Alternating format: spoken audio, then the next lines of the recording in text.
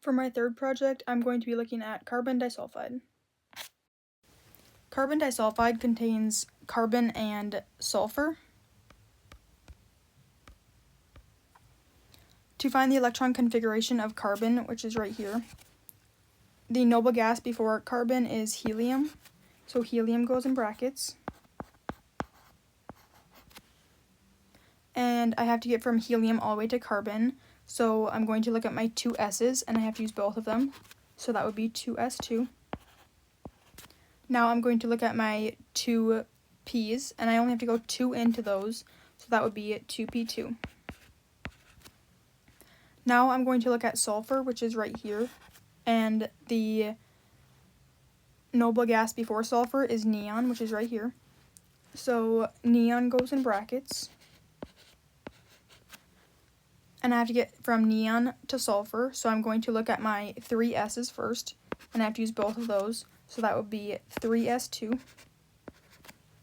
And now I have to look at my 3 P's, and I have to go 4 into that, so that would be 3p4. Next, I'm going to find the Lewis structure for carbon disulfide. So we have to find how many valence electrons it has. So carbon is in group 4a, so it has 4 valence electrons. Sulfur is in group 6a, so it has 6 valence electrons, but we have 2 of them, so we have to times that by 2. And this comes out to 16 valence electrons. Next, I'm going to bond my sulfurs to my carbon, and each single bond has 2 valence electrons, so that gets rid of 4.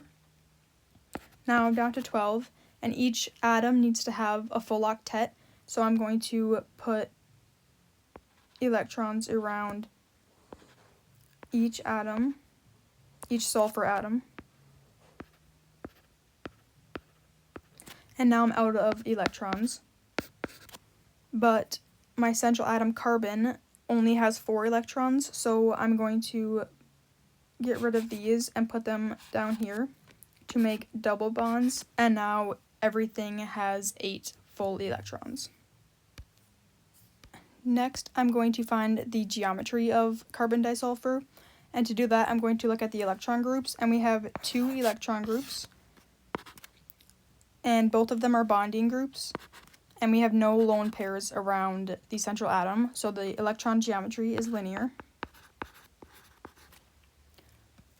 The bonding angle is 180 degrees, and the molecular geometry is going to also be linear because both of my electron groups are bonding. Is carbon disulfide polar or nonpolar? Well, all the bonds are the same and there are no lone pairs around the central atom, so that means it is nonpolar.